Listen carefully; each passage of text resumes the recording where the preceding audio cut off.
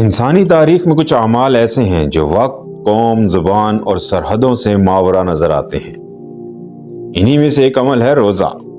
کبھی یہ بھوک ہے، کبھی پیاس، کبھی خاموشی تو کبھی ضبط نفس، اور کبھی اپنے آپ سے اور اپنے خدا سے ملاقات۔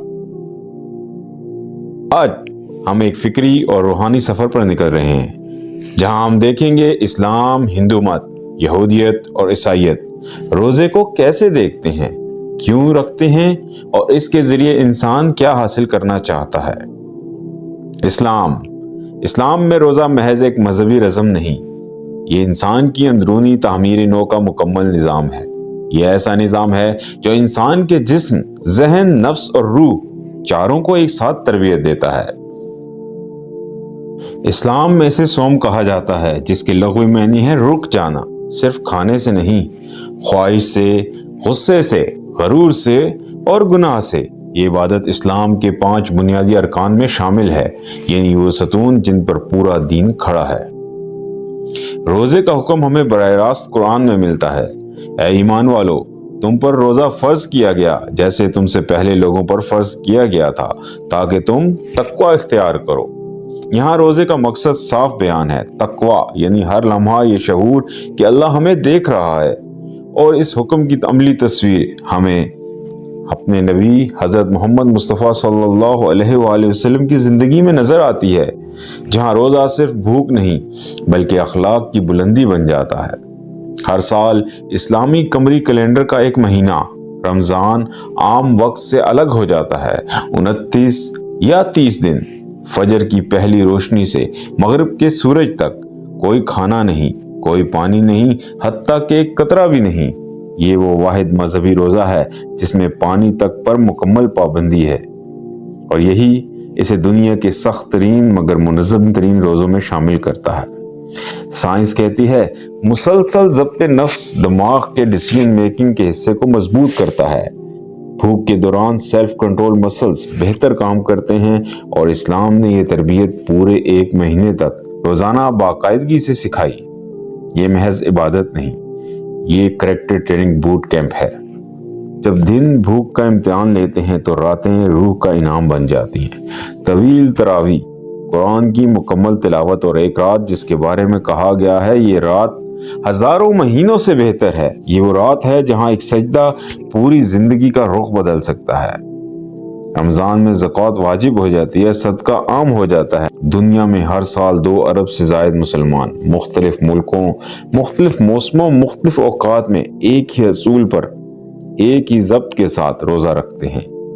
یہ انسانی تاریخ کی سب سے بڑی سنکرونائز اسپرچول پریکٹس ہے۔ اسلام میں روزہ انسان کو صرف اللہ کے قریب نہیں کرتا، بلکہ انسان کو انسان سے جوڑتا ہے، طاقت کو عاجزی میں بدلتا ہے، اور خواہش کو عبادت میں۔ یہی وجہ ہے کہ اسلام میں روزہ عبادت نہیں، انقلاب ہے۔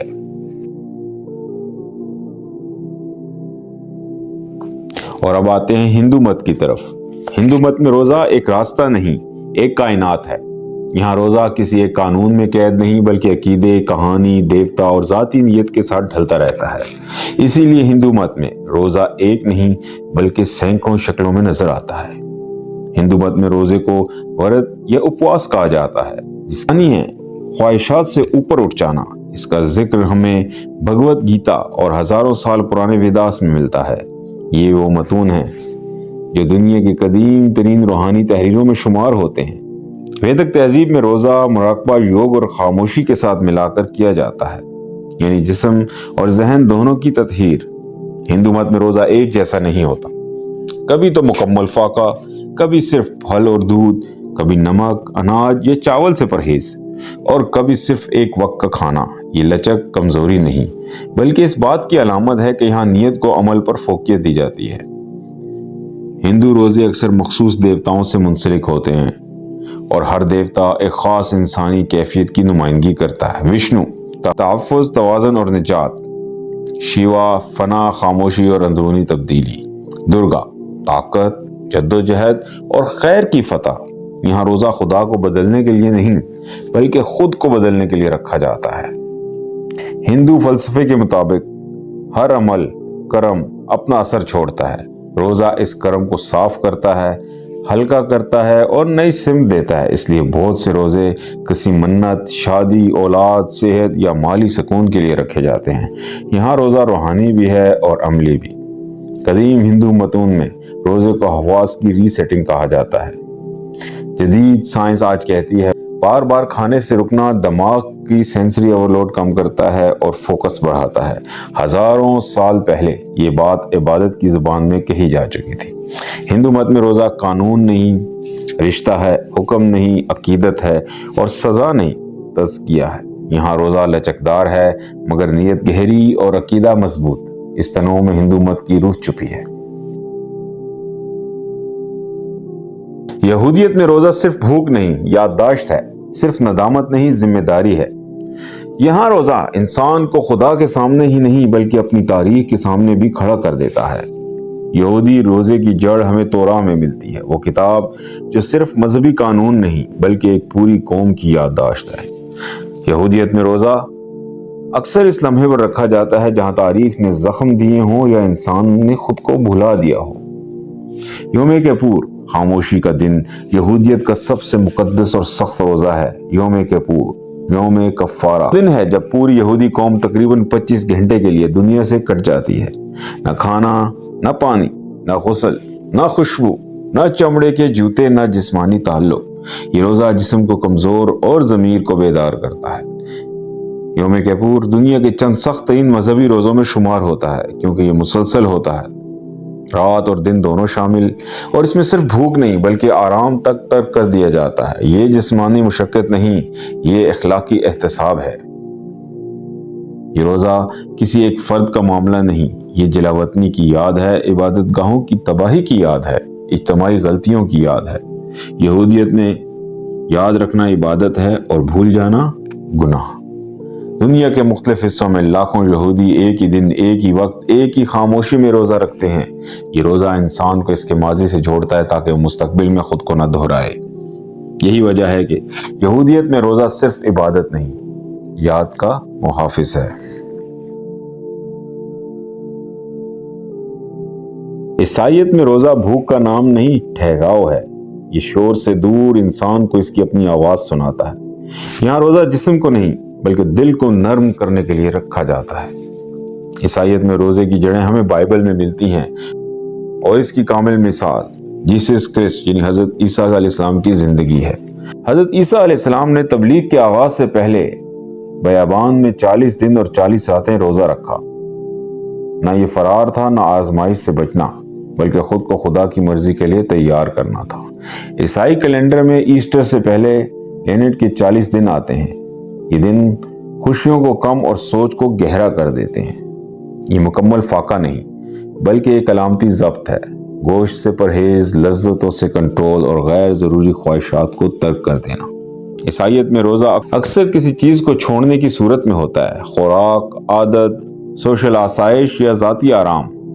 یہ تصور جدید نفسیات میں ڈیلیڈ گریٹیفیکیشن کہلاتا ہے، یعنی وقتی خواہش چھوڑ کر بڑی معنویت حاصل کرنا۔